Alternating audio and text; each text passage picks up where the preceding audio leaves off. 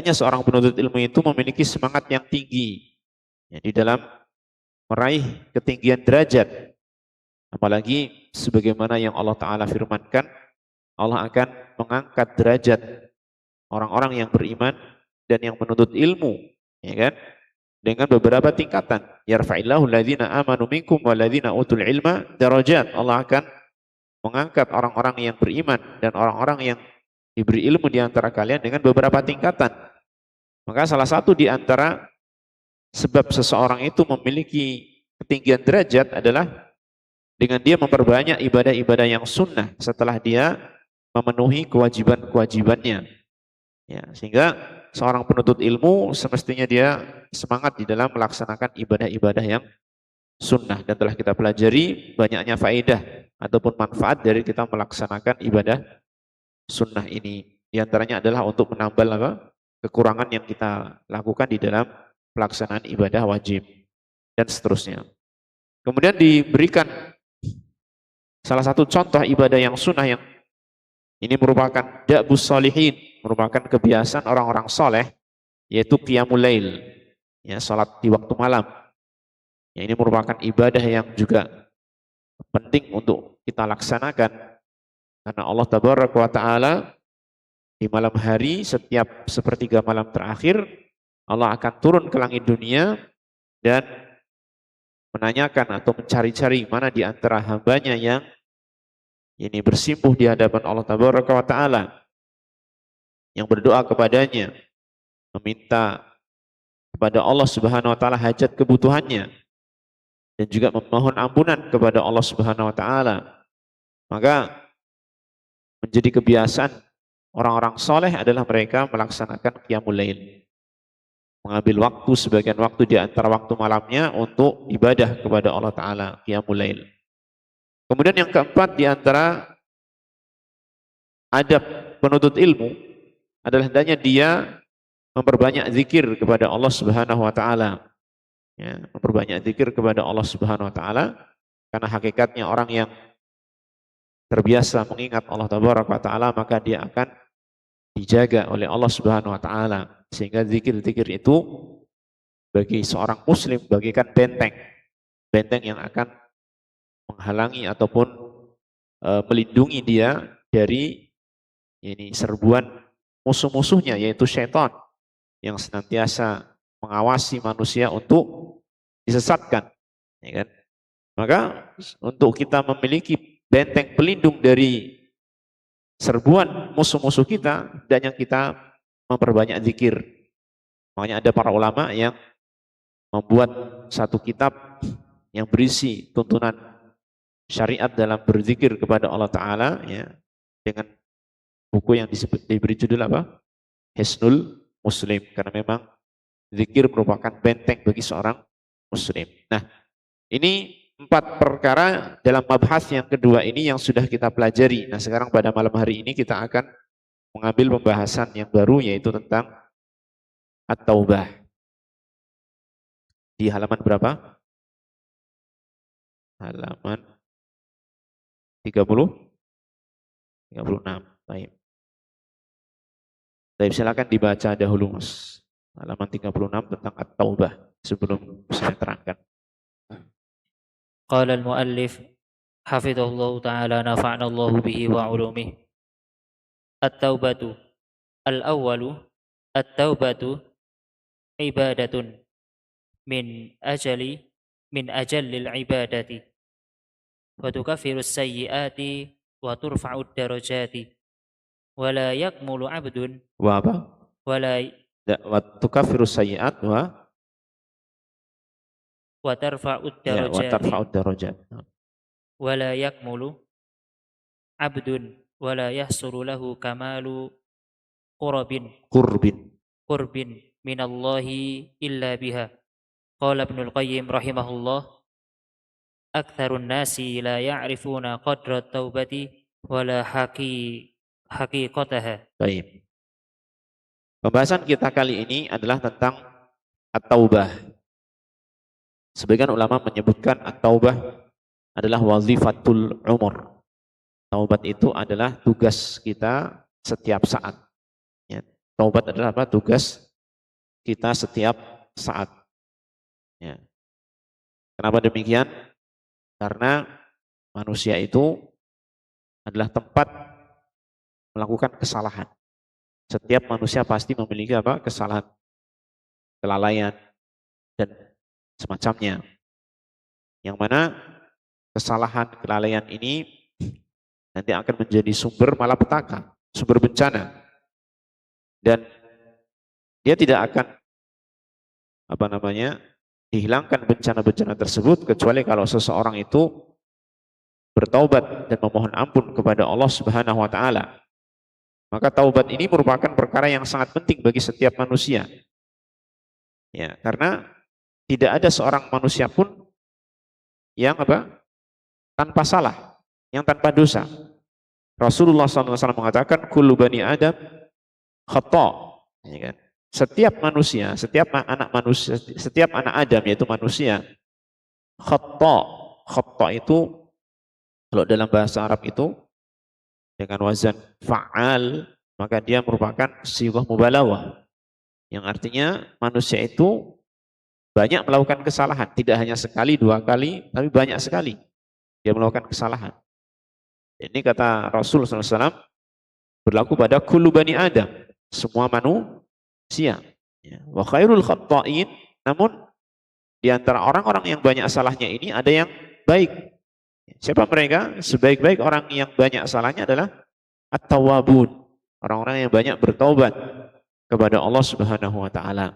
Ya, maka inilah pentingnya kita itu untuk selalu memperbarui taubat kita. Memperbarui taubat kita kepada Allah Subhanahu wa taala. Dan taubat ini ikhwah, ya, secara bahasa maknanya adalah taba yatubu, dia adalah kembali kepada Allah Subhanahu wa taala. Ya.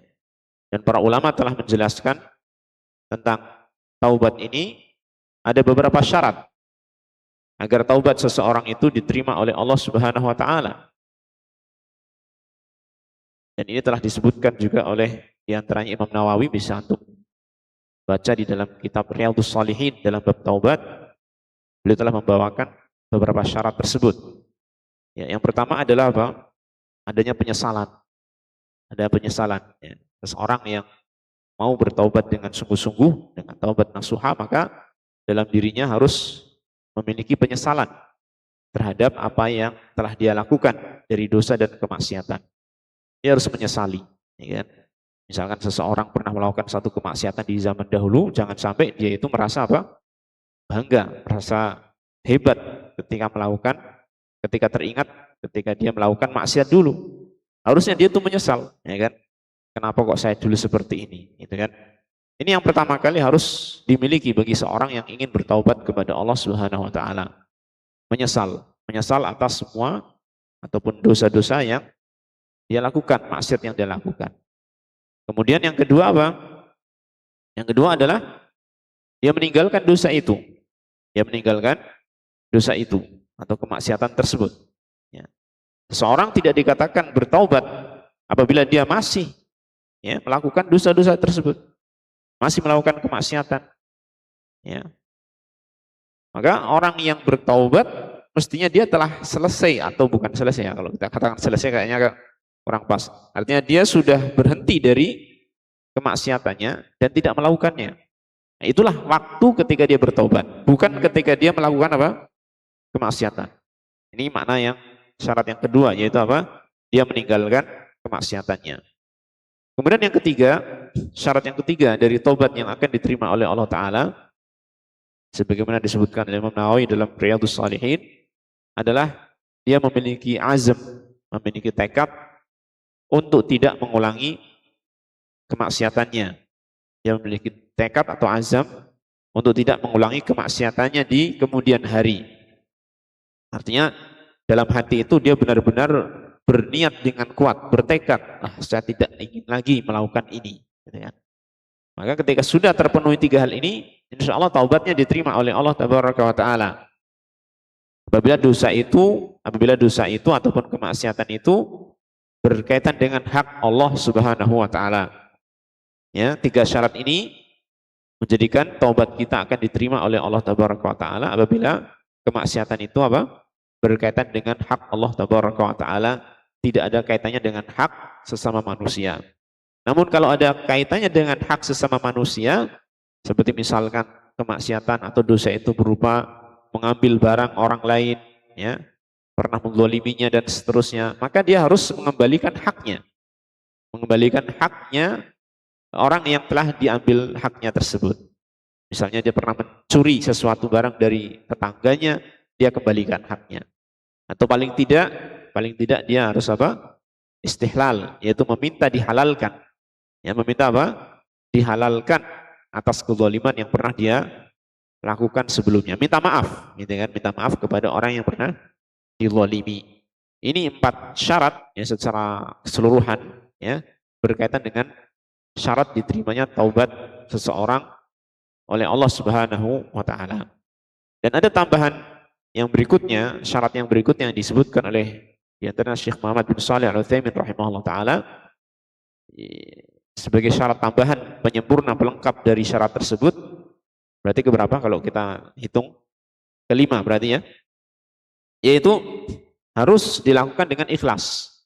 Taubat itu harus dilakukan dengan ikhlas. Jadi pendorong dia itu melaksanakan taubatnya ini benar-benar karena ingin mendapatkan apa? Ridha Allah Subhanahu wa taala. Bukan karena memang sudah tidak mampu melakukan kemaksiatan. Ya. Ada sebagian orang yang memang sudah berhenti dari kemaksiatannya bukan karena mencari ridha Allah, tapi karena apa? Sudah nggak mampu lagi, ya kan? Sudah nggak mampu lagi untuk melakukan kemaksiatan sehingga dia berhenti. Nah, ini bukan orang yang bertaubat. Ini bukan orang yang bertaubat. Orang yang bertaubat adalah yang memang dia meninggalkan kemaksiatannya itu lillah, ikhlas karena Allah, karena ingin mencari ridho Allah Subhanahu wa taala. Kemudian tambah lagi syarat yang berikutnya, berarti yang keenam gitu ya. Taubat itu dilakukan pada waktu masih terbukanya pintu taubat. Ya. Taubat itu dilakukan pada waktu masih terbukanya pintu taubat. Nah, waktu terbukanya pintu taubat ini, ya, ada 2 keterangannya, ada 2 macam. Yang pertama adalah sebelum nyawa seseorang sampai di tenggorokan, sebelum ghorghoroh istilahnya dalam bahasa Arab. Dan yang kedua adalah apa? Sebelum terbitnya matahari dari arah barat. Ya, ini. Jadi waktu masih diterimanya taubat, masih terbukanya pintu taubat adalah selama belum terjadi 2 hal tadi. Atau salah satu dari 2 hal tadi. Yang pertama apa tadi? Ketika nyawa seseorang sampai di tenggorokannya. Sebagaimana dalam hadis Rasulullah SAW beliau mengatakan innallaha yaqbalu taubatal abdi ma lam yugharghir. Sesungguhnya Allah Ta'ala akan menerima taubatnya seorang hamba selama dia belum ghorghoroh. Ini selama belum nyawanya itu sampai di tenggorokan. Ini, maka masih bisa diterima taubatnya oleh Allah Subhanahu Wa Ta'ala. Maka dalam hal ini karena kita semua tidak mengetahui kapan ajal tiba, ya kan? Ya kan? Karena ini merupakan perkara yang rahasia, hanya diketahui oleh Allah Subhanahu Wa Ta'ala. Maka hendaknya kita tidak menunda-nunda taubat. Hendaknya kita segera bertaubat kepada Allah Subhanahu wa taala ya. Kemudian yang kedua adalah apa waktunya tadi? Sebelum matahari terbit dari arah barat. Yang ini merupakan salah satu di antara tanda-tanda besar dari akan datangnya hari kiamat. Ya, sangat dekatnya hari kiamat. Nah, ketika muncul tanda besar ini, ya, matahari terbit dari arah barat, maka Allah Ta'ala tidak akan menerima lagi taubatnya orang yang bertaubat. Sehingga keimanan orang yang sebelumnya tidak beriman tidak akan bermanfaat baginya. Ya, baik. Ini terkait dengan apa itu taubat dan tentang syarat-syarat taubat. Ya, ini sebagai tambahan dari saya. Jadi syarat taubat lengkapnya tadi ada berapa? Totalnya 6 ya, ada 6. Ada 6 syarat. Nanti bisa diulangi lagi sendiri di murojaah. Baik, di sini penulis hafizahullah taala menyampaikan dalam paragraf yang pertama, beliau mengatakan at-taubatu ibadatun min ajallil ibadat. Taubat itu adalah ibadah Ya, jadi taubat itu merupakan ibadah, ikhwan. Jadi bukan hanya sekedar kita berhenti dari kemaksiatan, kita meninggalkan kemaksiatan, tetapi ternyata taubat itu sendiri adalah merupakan ibadah. Artinya apa? Dengan kita itu melaksanakan taubat, berusaha untuk taubat, maka kita akan dapat apa? Kalau ibadah, pahala. Di samping dengan taubat itu akan menghapus dosa-dosa. Nah, ini luar biasa ya. Tidak hanya taubat itu untuk menghapus dosa, tetapi juga dengan taubat itu sendiri kita akan mendapat apa? Pahala. Kan dia merupakan ibadah. Dan ternyata ibadahnya ini kata penulis min ajallil ibadat. Termasuk ibadah yang paling mulia dan paling agung. Ajal, ya. Ini maknanya adalah dengan lam ditasydid ya. Maknanya bisa diartikan paling mulia atau paling agung. Jadi ibadah yang paling mulia dan paling agung. Ya. Tukaffiru as-sayyi'at. Taubat ini bisa menghapus kesalahan-kesalahan, menutupi atau menghapus kesalahan-kesalahan, wa tarfa'ud darajat, dan meninggikan derajat-derajat. Ya, adapun tentang menghapus dan menutupi kesalahan-kesalahan maka itu jelas. Ya.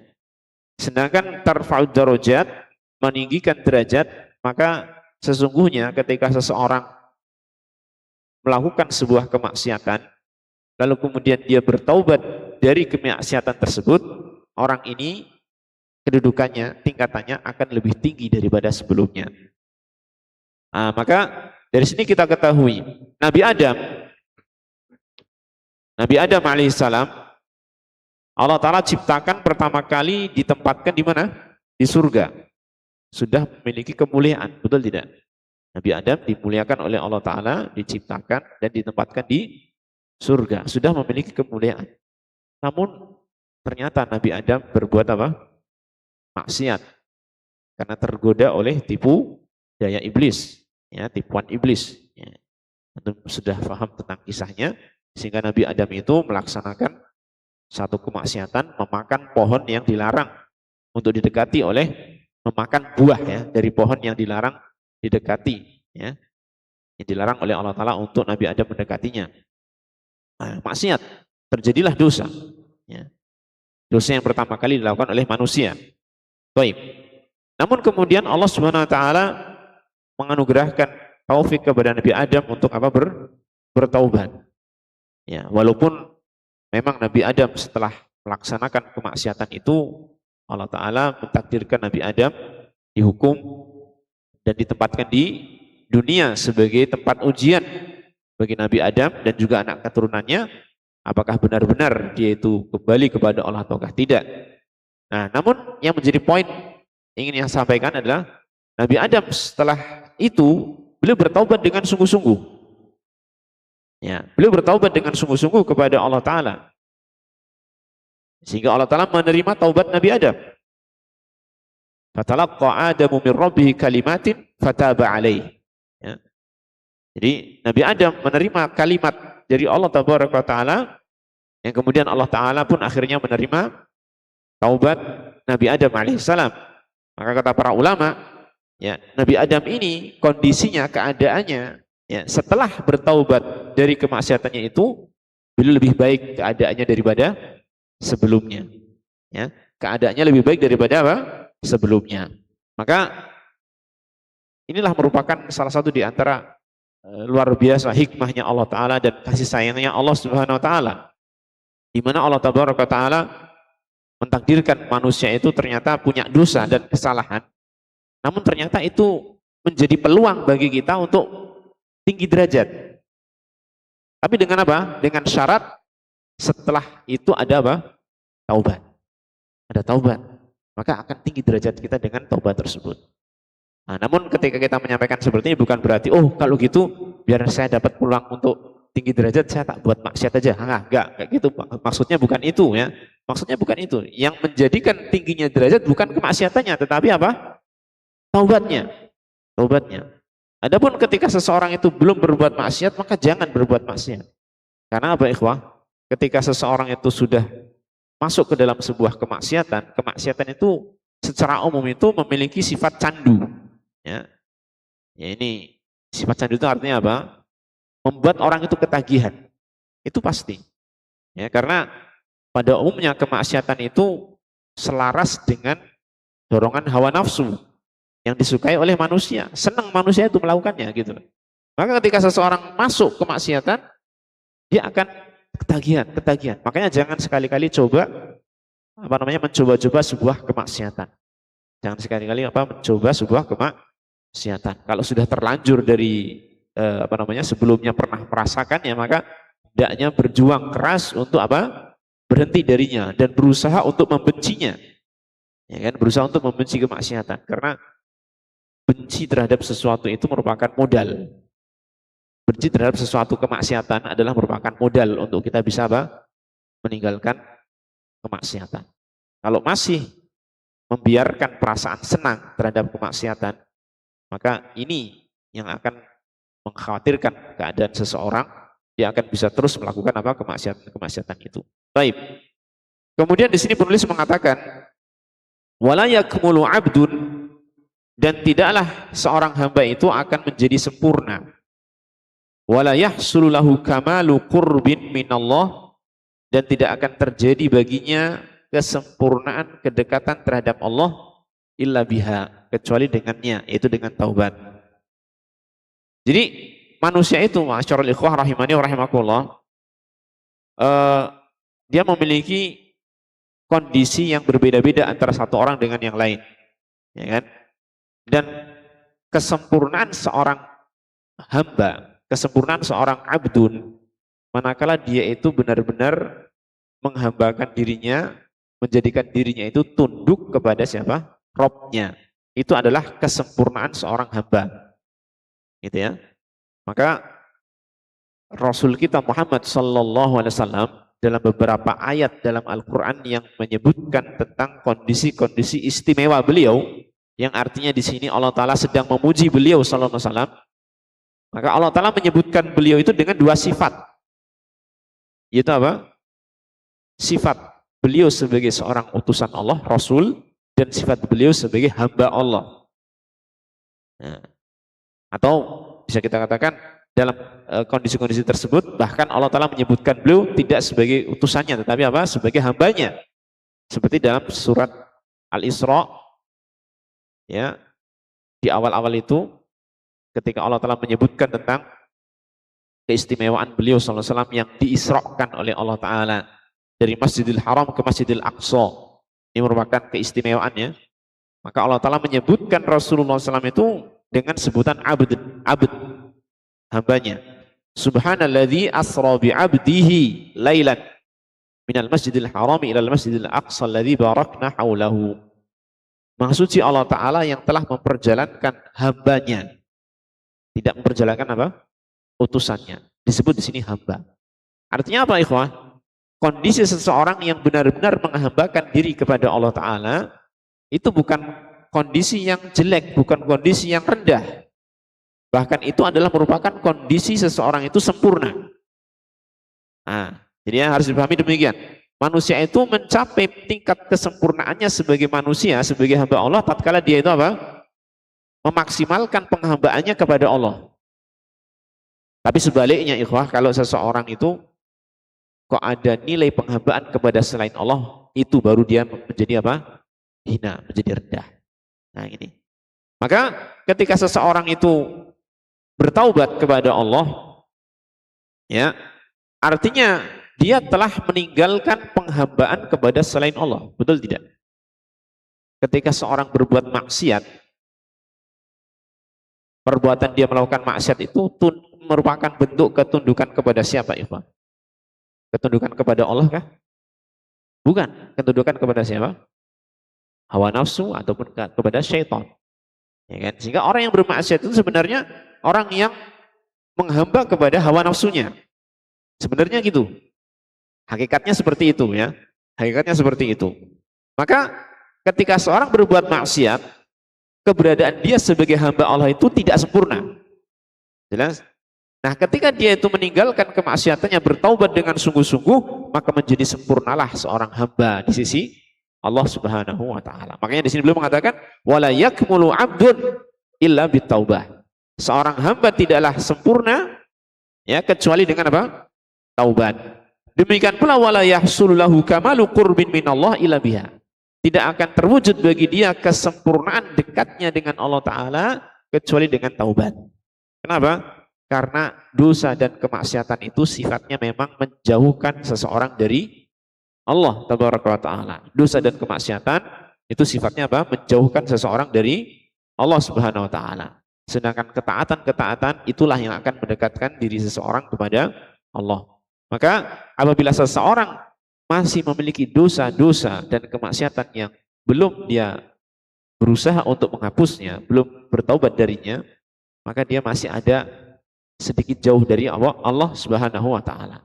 Namun tatkala seseorang itu bertaubat, maka akan semakin sempurna kedekatannya kepada siapa? Allah Subhanahu wa taala. Karena dengan dia bertaubat, dia akan apa? Menghapuskan dosa-dosa dan ya ini kemaksiatan tersebut. Nah, jelas ya? Jadi ini merupakan ibadah yang sangat agung. Taubat itu merupakan ibadah yang sangat agung. Tetapi ma'asyiral ikhwah rahimani wa rahimakumullah. Seringkali yang menghalangi seseorang untuk bertaubat kepada Allah Ta'ala adalah karena apa yang disampaikan oleh Ibnu Qayyim di sini. Tidak mengetahui kadar kemuliaan taubat, ya, dan tidak mengetahui hakikat taubat itu seperti apa. Maka beliau mengatakan, qala Ibnu Qayyim rahimahullah, Ibnu Qayyim rahimahullah mengatakan, aktsarun nas, mayoritas manusia, la ya'rifun, mereka tidak mengetahui, ya, la ya'rifuna qadrat taubah.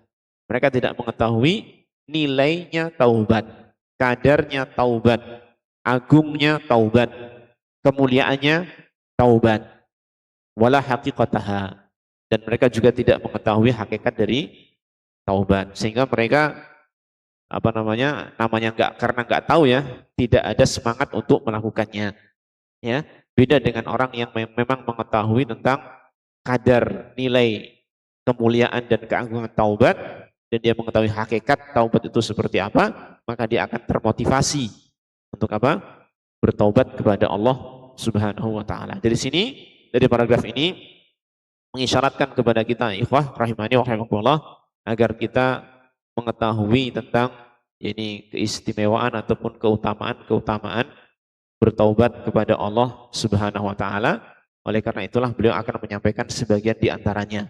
Sebagian di antara apa? Keutamaan taubat, sehingga dengan diharapkan dengan hal itu kita akan tergerak dan termotivasi untuk bertaubat kepada Allah Subhanahu wa taala.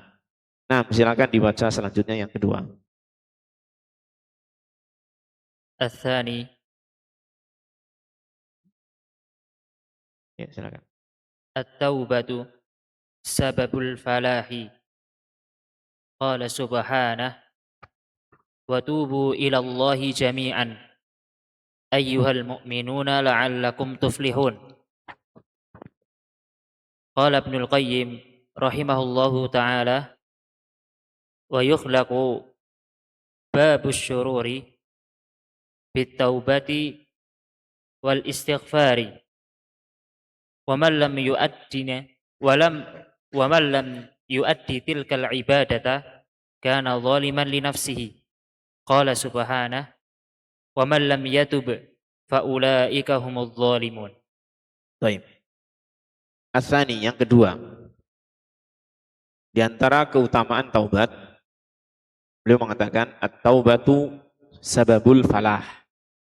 Taubat itu adalah sebab keberuntungan. Al-falah ini terjemahan yang biasanya kita gunakan adalah keberuntungan, ya. Sebab seseorang mendapatkan keberuntungan seperti dalam lafal adzan, ya. Hayya 'alal falah, gitu ya. Itu ajakan untuk kita meraih apa? Keberuntungan. Al-falah, di antara ulama ada yang menjelaskan hakikatnya adalah al-fawzu wal-dhafaru bil matlub wan najatu wassalamatu minal marhub. Jadi yang dimaksud dengan al-falah, keberuntungan ini adalah ketika seseorang itu bisa meraih apa yang dia inginkan, apa yang dia cari, ya, dan bisa selamat dari apa yang dia khawatirkan, yang dia takuti. Ya. Ini yang dimaksud dengan al-falah. Ya.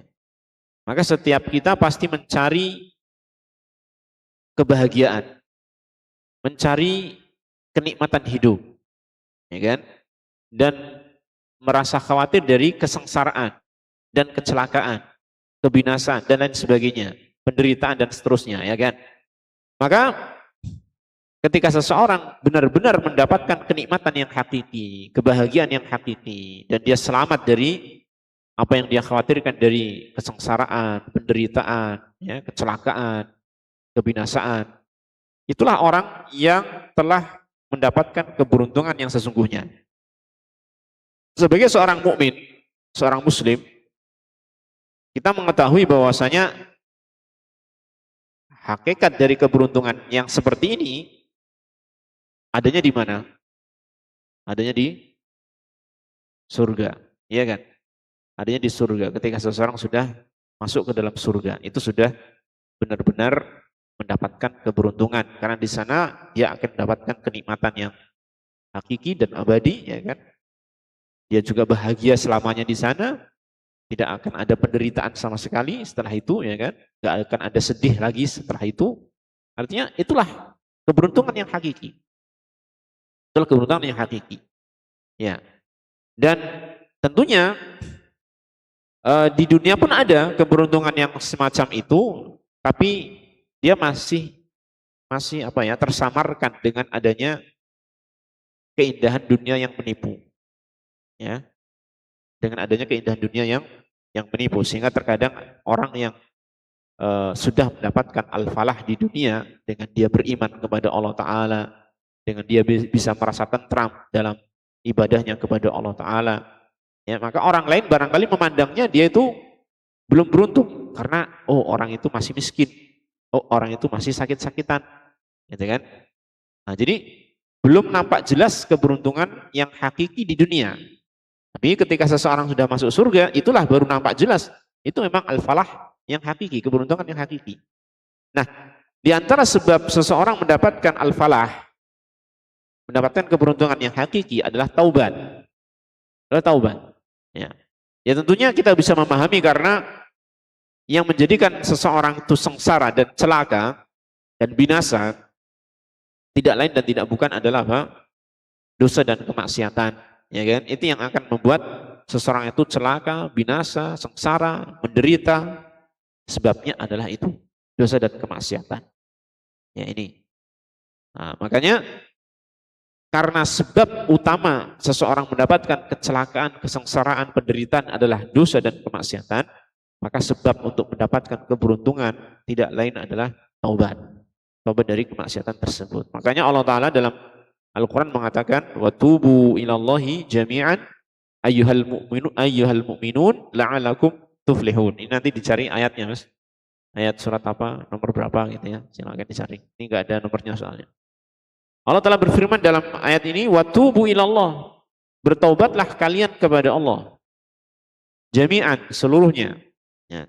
Bertobatlah kalian seluruhnya kepada Allah. Jadi ini seruan untuk semua orang-orang yang beriman. Ayyuhal mu'minun, wahai orang-orang yang beriman, hendaknya kalian bertobat kepada Allah Subhanahu wa taala la'allakum tuflihun, agar kalian mendapatkan keberuntungan. Ini nampak sekali ya dari kalimat ini bahwasanya taubat merupakan sebab yang pasti seseorang akan mendapatkan keberuntungan, karena kalimat la'alla dari Allah Ta'ala itu bukan hanya sekedar harapan yang mungkin terjadi, mungkin tidak. Tapi kalimat la'alla dari Allah Ta'ala itu adalah sebuah kepastian. Maka ketika seseorang melaksanakan apa yang disebutkan di awal, yaitu tubu ilallah, dia bertaubat kepada Allah Ta'ala dengan sungguh-sungguh, pasti dia akan apa? Beruntung, itu maknanya gitu. La'allakum tuflihun, agar kalian beruntung. Artinya pasti kalian akan beruntung kalau kalian apa? Bertaubat kepada Allah Subhanahu wa taala, ya. Baik. Lalu di sini dinukilkan kembali perkataan Ibnu Qayyim rahimahullah. Ya, kalau kita lihat di dalam catatan kaki, dia disebutkan dalam kitab Zadul Ma'ad, ya, halaman 186 dari jilid yang keempat. Imam Al-Qayyim rahimahullah mengatakan, wa yughlaqu babus syururi bit taubati wal istighfar. Dan akan ditutup ya pintu-pintu kejelekan, pintu dari berbagai macam keburukan dengan taubat dan istighfar.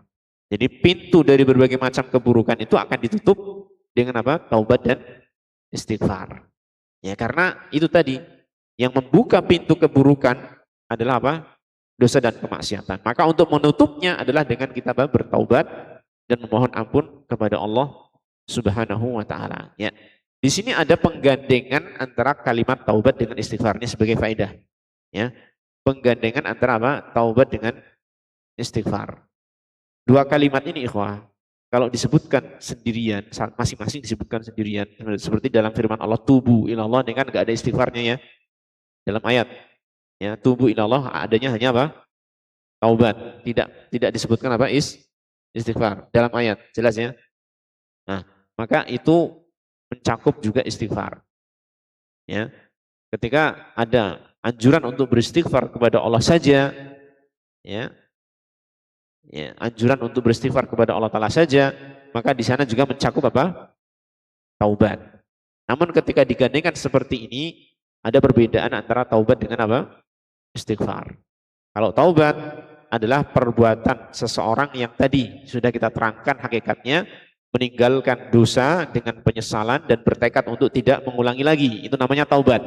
Itu hakikatnya seperti ini. Adapun istighfar adalah apa? Perbuatan lisan, ucapan lisan, ya, amalan lisan kita meminta ampun kepada Allah. Astaghfirullah. Berdoa meminta ampunan kepada Allah Ta'ala, itu istighfar. Ketika digandengkan dengan apa? Taubat. Taubat adalah perbuatan kita meninggalkan dosa dengan penyesalan dan bertekad untuk tidak mengulangi. Adapun istighfarnya adalah apa? Memohon ampunan kepada Allah Ta'ala dengan lisan-lisan kita. Itu perbedaannya ya. Perbedaan ketika digandengkan. Ada antara taubat dengan apa? Istighfar. Tapi kalau disebutkan sendiri-sendiri, maka otomatis taubat mencakup apa? Istighfar. Ketika disebutkan istighfar sendirian, maka dia mencakup juga apa? Taubat. Nah ini. Nah, jadi beliau mengatakan, yughlaqu babus syururi bitaubati wal istighfar. Ya. Pintu keburukan-keburukan itu akan ditutup dengan apa? Taubat dan istighfar. Ya. Sehingga bencana apapun ikhwah, bencana apapun, musibah apapun yang menimpa kita, yang itu sebenarnya adalah merupakan dampak akibat dari dosa dan kemaksiatan, itu bisa terangkat dengan apa? Taubat dan istighfar. Makanya sangat-sangat dianjurkan ya, bagi siapa saja yang terkena musibah ya, untuk apa? Memperbanyak taubat dan istighfar kepada Allah Subhanahu wa taala. Nah, wa man lam yuaddi tilkal ibadata, barang siapa yang tidak menunaikan ibadah itu, yaitu ibadah apa? Taubat, kana zaliman li nafsihi, maka dia telah menzalimi dirinya sendiri. Dia telah menzalimi dirinya sendiri. Berdasarkan firman Allah Ta'ala, qala subhanahu, Allah Subhanahu wa taala berfirman, wa man lam yatub fa ulaika humul zalimun. Barang siapa yang tidak bertaubat, maka mereka itu adalah orang-orang yang zalim. Mereka itu adalah orang-orang yang zalim. Kenapa demikian? Karena orang yang tidak bertobat otomatis dosa masih melekat padanya, ya enggak? Kemaksiatan masih melekat padanya. Sedangkan dosa dan kemaksiatan itu, ya, semua dosa dan kemaksiatan pada hakikatnya adalah kezaliman. Semua dosa dan kemaksiatan pada hakikatnya adalah apa? Kezaliman. Karena kezaliman itu ikhwah ada 3 macam. Ya. Kezaliman itu ada 3 macam, dan semua ini apa? Semua dosa itu masuk di antara 3 hal ini. Tidak ada yang lepas dari 3 hal ini. Ya. Jadi kezaliman itu ada 3 macam. Kezaliman terhadap Allah Ta'ala, dan ini yang terbesar, yaitu berupa apa? Kesyirikan, ya, dan yang semisalnya. Kemudian kezaliman kepada orang lain dengan merampas hak orang lain ataupun melukai atau mencederai kehormatan orang lain, ya, ini merupakan kezaliman terhadap orang lain. Dan yang ketiga adalah kezaliman terhadap diri sendiri, yaitu dengan melakukan dosa dan maksiat secara umum. yang tidak berkaitan dengan hak orang lain. Ya, maka semua dosa hakikatnya adalah apa? Kezaliman. Maka ketika seseorang yang berbuat dosa enggan bertaubat, tidak mau bertaubat, maka sifat kezaliman masih melekat pada dirinya. Maka Allah mengatakan wa man lam yatub fa ulaika humuz zalimun. Barang siapa yang tidak bertobat, maka mereka itulah orang-orang yang memang zalim. Ya. Belum diangkat, belum dihilangkan sifat kezaliman dari dirinya. Tapi ketika seseorang itu bertaubat, ya kan? Bertobat dari kemaksiatannya, otomatis dosa-dosa itu terangkat kan, hilang kan? Maka sifat kezaliman sudah tidak ada lagi melekat padanya. Nah, itu. Maka ketika itulah seseorang akan mendapatkan keberuntungan, di mana ketika dia sudah tidak lagi disifati dengan kezaliman. Nah, baik, jelas ya. Jadi taubat itu merupakan sebab keberuntungan. Kalau kita ingin beruntung dengan keberuntungan yang hakiki, jangan lupa untuk sering bertaubat, memperbanyak taubat kepada Allah Subhanahu wa taala. Saya itu kayaknya jarang berbuat maksiat. Ini. Jadi saya itu kayaknya nggak perlu bertaubat. Nah, ini. Ucapan ini saja sudah termasuk dosa bukan? Maksiat bukan? Ya kan? Kenapa? Karena dia menganggap dirinya baik, menganggap dirinya suci. Ya. Padahal Allah mengatakan, "Fala tuzakku anfusakum." Kamu jangan menganggap dirimu suci. Nah, gitulah. Wa a'lamu biman ittaqa. Dialah Allah Ta'ala yang lebih mengetahui siapa yang bertakwa kepadanya. Jadi, jangan sekali-kali kita menganggap kita itu bersih dari dosa. Ya. Sehingga kita merasa tidak perlu bertaubat. Ya. Dosa itu ikhwah tidak hanya berkaitan dengan perbuatan anggota badan atau lisan, bahkan hati pun bisa berdosa. Ya kan? Hati itu bisa berdosa. Ya. Makanya mungkin bisa jadi seseorang itu secara anggota badannya tidak pernah melakukan dosa-dosa yang nyata, ya kan? Kemaksiatan yang nyata, yang kelihatan. Ya, lisan juga mungkin dia menjaga tidak berkata buruk, tapi siapa yang tahu hatinya itu apa? Tidak pernah berbuat dosa. Bukankah kadang hati membayangkan sesuatu yang buruk, ya kan? Atau mungkin dia lalai dari Allah Subhanahu wa taala, ya, dan seterusnya. Maka jangan sampai kita sekali-kali menganggap saya tidak perlu bertaubat. Bahkan telah jelas tadi sabda Nabi SAW mengatakan setiap manusia apa? Banyak salahnya. Nah, baik, lanjut nomor 3. الثالث من كرمه سبحانه أن هذه العبادة Anna hadhil ibadatan. أن هذه العبادة تؤدى في كل مكان وزمان. Ya.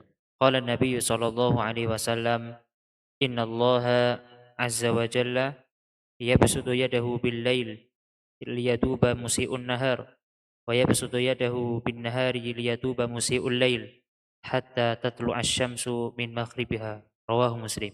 Terus. وكان النبي صلى الله عليه وسلم يدعو في المجلس الواحد 100 مرة رب اغفر لي وتب علي إنك أنت التواب الرحيم. رواه أبو داود. Baik. Yang ketiga. Min karamihi subhanah, di antara karamnya Allah, kedermawanannya Allah Ta'ala, ya, di antara kemuliaannya Allah dan kedermawanannya kepada kita. Anna hadhil ibadata, bahwasanya ibadah ini tu'adda fi kulli makan, tu'adda bisa ditunaikan, bisa dilakukan fi kulli makan, pada setiap tempat, wa zaman, dan waktu. Jadi Masya Allah, ibadah yang agung, ya kan, yang setiap kita membutuhkannya, dan itu merupakan sebab keberuntungan kita, ternyata Allah Ta'ala malah melonggarkan pelaksanaan ibadah itu bisa kapan saja dan di mana saja. Ini merupakan kedermawanannya Allah Ta'ala kepada kita, karunia-Nya Allah Ta'ala yang sangat besar kepada kita. Allah memudahkan kita untuk bisa melaksanakan ibadah yang mulia ini, yang itu menjadi sebab keberuntungan kita. Maka tidak ada lagi alasan bagi kita untuk apa? Tidak bertobat. Sudah ibadahnya ibadah yang agung, mulia, ya kan? Itu juga kita butuhkan. Kemudian itu akan menghantarkan kita kepada keberuntungan dan itu bisa kita lakukan kapan saja. Musik, aku lagi sibuk, nggak bisa. Bisa kapan saja, ya kan? Ya, jadi walaupun kita sibuk, walaupun kita mungkin melaksanakan hal lain, itu bisa kita lakukan taubat ini. Karena bisa dilakukan fi kulli makanin wa zaman. Nah, saya lagi di rumah, belum di masjid. Taubatnya nanti kalau di masjid. Enggak mesti gitu ya. Bisa di mana saja. Nah, di sini di antara dalil yang menyebutkan hal itu yaitu sabda Nabi sallallahu alaihi wasallam, qala Nabi sallallahu alaihi wasallam, Nabi sallallahu alaihi wasallam bersabda, "Innallaha azza wa jalla, sesungguhnya Allah azza wa jalla yabsutu yadahu bil-lail." Allah taala membuka tangannya di waktu malam. Ini ada kalimat yadahu, tangan Allah, ya. Ya, ini kita harus sebagai seorang yang beriman kepada Allah taala, beriman kepada perkara yang gaib dan kita meyakini bahwasanya Allah taala menyampaikan Al-Qur'an dengan bahasa Arab yang jelas. Demikian pula Nabi kita Muhammad SAW menyampaikan dengan bahasa Arab yang jelas. Ya, maka kita memahami kalimat yadahu ini betul-betul Allah memiliki apa? Tangan.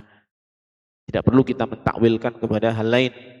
Ini yang berbicara adalah Rasul utusan Allah Tabaraka wa Ta'ala dan juga dalam Al-Quran Allah Ta'ala telah menyatakan demikian juga. Maka kita harus beriman. Apalagi ini perkara yang apa? Gaib, yang kita nggak tahu. Pada asalnya kita nggak tahu karena kita nggak pernah melihat. Maka ketika Zat yang maha tahu, yang mengetahuinya, memberitakan kepada kita, kenapa kita nggak percaya? Sedangkan Allah Ta'ala adalah Zat yang maha benar, ya kan? Maka cukuplah kita percaya saja, sudah. Gak usah kita tanyakan, loh, masa Allah punya tangan? Kayak ini dong, kayak gitu dong. Gak usah.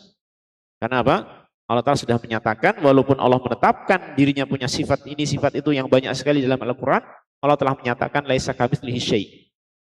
Tidak ada sesuatu pun yang serupa dengan Allah. Maka kita yakini Allah memiliki tangan yang tentunya tidak akan mungkin sama dengan tangan makhluk, ya kan? Baik, ini yang kita imani demikian. Sesungguhnya Allah Ta'ala membuka tangannya bilail, di waktu malam. Liyatuba musi'un nahar, agar bertaubat musi'u, orang yang berbuat buruk di waktu siang. Ya. Orang yang berbuat buruk di waktu siang, ya, di antaranya kita-kita ini, ya, maka Allah Ta'ala memberikan kesempatan bagi kita di waktu malam untuk bertaubat. Allah membuka tangannya di waktu malam untuk menerima taubatnya orang-orang yang berbuat buruk di waktu siang. Dan wa yabsutu yadahu, Allah juga membuka tangannya bil binahar, di waktu siang, liyatuba musi'ul lail, agar orang yang berbuat buruk di waktu malam juga bertaubat. Artinya apa, ikhwah? Setiap saat Allah Ta'ala masih membuka apa? Tangannya untuk menerima taubat orang yang berbuat buruk. Taubatnya orang yang berbuat buruk. Baik itu di waktu malam ataupun di waktu siang.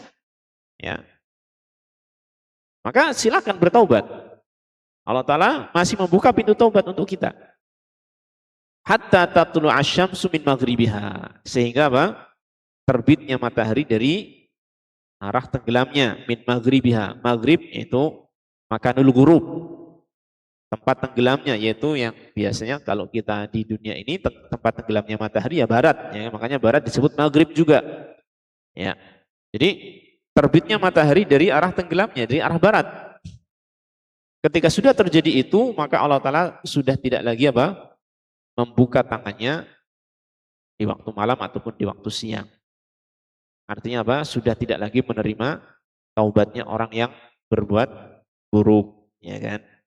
Nah, maka sebelum datangnya waktu itu, marilah kita berbondong-bondong, ya, segera mungkin memperbanyak apa? Bertaubat kepada Allah Subhanahu wa Ta'ala. Allah sudah memberikan ini kelonggaran bagi kita untuk bertaubat, maka hendaknya kita gunakan semaksimal mungkin. Ya, ini hadis diriwayatkan oleh Imam Muslim. Makanya Nabi Muhammad SAW disampaikan di sini, ya, beliau mempraktekkan hal itu, ya, karena sudah memahami bahwasanya Allah Ta'ala membuka kesempatan yang lebar untuk bertaubat, beliau pun memanfaatkan hal tersebut. Ya. Wa kana Nabi sallallahu alaihi wasallam, dan Nabi sallallahu alaihi wasallam itu yad'u fil majlisil wahidi, dalam satu majlis, fil majlisil wahid, dalam satu majlis beliau berdoa mi'ata marrah, berdoa 100 kali mengucapkan kalimat Rabbighfirli wa tub alayya innaka antat tawwabur rahim. Wahai Tuhanku, ampunilah aku dan terimalah taubatku. Ini kalimat ini maknanya ya, Rabbighfirli artinya apa? Rabbi, wahai Tuhanku, ighfirli, ampunilah aku, maksudnya ampunilah dosa-dosaku, wa tub alayya, terimalah taubatku. Terimalah apa? Taubatku, innaka antat tawwabur rahim, sesungguhnya engkau ya Allah, engkau adalah satu-satunya at-tawwab ar-rahim. Engkau adalah satu-satunya at-tawwab, zat yang apa? Menerima taubat, sekaligus yang memberikan taufik kepada seseorang untuk bertaubat. Ar-rahim, zat yang maha pengasih ataupun penyayang, ya, yaitu yang memberikan rahmatnya kepada orang-orang yang Allah kehendaki. Ya. Ya, jadi kita lihat di sini, Masya Allah, Nabi Muhammad sallallahu alaihi wasallam, ini kalau kita pikirkan, beliau itu seorang manusia yang mulia, sebagai panutan kita, yang tidak pernah mencontohkan keburukan, ya enggak? Ya enggak? Beliau tidak pernah mencontohkan keburukan pada kita. Bahkan beliau adalah panutan dalam kebaikan. Ya. Yani Allah Ta'ala telah menjadikannya sebagai teladan kita. Laqad kana lakum fi Rasulillahi uswatun hasanah. Telah ada pada diri Rasulullah SAW itu bagi kalian ada teladan yang baik. Artinya apa yang beliau lakukan, yang beliau contohkan kepada kita semuanya kebaikan. Ada dosa yang beliau lakukan untuk kita contoh? Tidak ada. Di samping itu beliau juga sudah mendapatkan pengampunan, jaminan ampunan dari Allah. Ya, telah diampuni, ghafarallahu lahu ma taqaddama min dzambihi wa ma ta'akhkhar. Allah telah mengampuni dosa beliau, ya, atau mengampuni beliau yang terdahulu dari dosa-dosa ataupun yang belakangan. Artinya sudah ada jaminan ampunan dari Allah Ta'ala. Itu beliau sallallahu alaihi wasallam. Namun demikian ternyata apa? Beliau masih beristighfar dan bertaubat kepada Allah pada satu majelisnya saja 100 kali. Ya, silakan menjadikan ini sebagai cerminan untuk kita masing-masing ya. Kita masing-masing. Saya itu berapa kali coba kalau misalnya kita bermajelis, ya kan? Bahkan mungkin nggak tahu adanya kafaratul majelis saja. Istighfarnya ketika kafaratul majelis saja. Subhanakallahumma rabbana wa bihamdika asyhadu an la ilaha illa anta astaghfiruka wa atubu ilaik. Udah itu selesai saja. Itu pun sudah lumayan ya, sudah mending udah apa namanya? Mengkafaroh dosa-dosa, menutup atau untuk menghapus dosa-dosa yang ada dalam satu majelis tersebut. Sudah mending. Kadang ada yang tidak sama sekali. Ya, masyaallah. Nah, ini Rasulullah SAW itu Masya Allah nih ya, ini beliau dalam satu majelis itu bertaubat dan beristighfar kepada Allah 100 kali. Dengan mengatakan Rabbighfirli wa tub alayya innaka antat tawwabur rahim. Nah, ini ada faedah kalimat ini, kalimat doa ini bisa kita apa? Ulang-ulang ya. Bisa kita ulang-ulang. Ketika antum sedang berkendaraan, ya kan, daripada bengong, ya ucapkan kalimat ini, Rabbighfirli wa tub alayya. Tapi sebaik-baik ucapan doa dan zikir itu adalah yang apa? Diresapi maknanya. Ya, yang diresapi maknanya ketika kita mengatakan ini Rabbighfirli, betul-betul kita memohon agar dosa yang telah kita lakukan diampuni. Wa tub alayya, kita betul-betul memohon agar Allah menerima taubat kita, dalam arti kita benar-benar berusaha untuk taubat sesungguhnya dari dosa-dosa yang telah kita lakukan. Nah, maka dengan kita meresapi apa yang kita ucapkan, insya Allah faedahnya itu akan besar. Dampak dan pengaruh positifnya itu akan kelihatan nantinya insya Allah. Yang penting kita berusaha semaksimal mungkin ketika kita zikir, ya kan, ketika kita doa, maka kita usahakan untuk meresapi maknanya, betul-betul meminta. Karena Allah Ta'ala itu tidak akan mengijabahi doa orang yang hatinya itu lalai. Ya. Ya. Dalam hadis itu, innallaha la yastajibu du'aan min qalbin ghafilin lahin.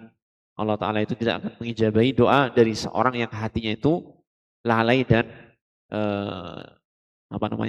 bermain-main, gak sungguh-sungguh gitu loh, lalai dan tidak sungguh-sungguh. Maka hendaknya kita ketika mengucapkan zikir apapun kita usahakan, ya walaupun memang namanya manusia seringnya apa, kalau sudah amalan itu sudah menjadi sebuah rutinitas, ya udah refleks aja lisannya gitu ya, kayak kita sholat lisannya refleks aja, hatinya entah kemana gitu. Tapi usahakan diperbaiki yang seperti ini.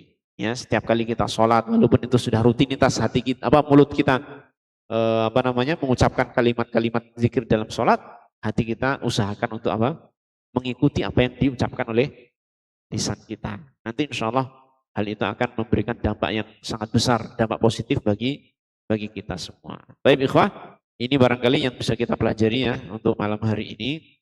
Yang intinya adalah dari yang disampaikan oleh penulis, bahwasanya taubat itu ibadah yang sangat agung, ya kan? Kemudian dia kita butuhkan, ya. Kemudian dia itu merupakan sebab keberuntungan kita. Lalu kemudian Allah Ta'ala telah memberikan ini kemudahan bagi kita untuk bertaubat dimanapun kita berada, kapanpun kita berada, kita bisa memperbanyak taubat kepada Allah Ta'ala. Dan telah dicontohkan juga oleh siapa? Rasul kita Muhammad Sallallahu Alaihi Wasallam, yang mana sesungguhnya beliau ini ya kalau kita katakan sebenarnya tidak punya dosa lagi sebenarnya, tetapi beliau tetap melakukan hal itu karena memang ini adalah merupakan ibadah yang mulia. Maka marilah kita dengan memohon pertolongan kepada Allah dan taufiknya, kita mulai saat ini ya untuk memperbanyak taubat dan istighfar kepada Allah Subhanahu wa taala. Demikian ikhwah yang bisa kita pelajari.